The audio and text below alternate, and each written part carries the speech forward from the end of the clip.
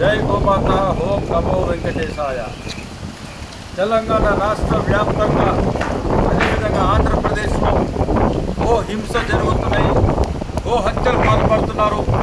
Go హంతకులని కఠినంగా శిక్షించాల్సినటువంటి ఇద్దరు ముఖ్యమంత్రులు ఈ నా కొడుకులకి కొమ్ము కాస్తూ గో హత్యలకు పాల్పడుతూ గోవధ నిషేధ చట్టాన్ని అమలు చేయడంలో టోటల్గా ఫెయిల్యూర్ అయ్యారు ఇద్దరు సీఎంలు.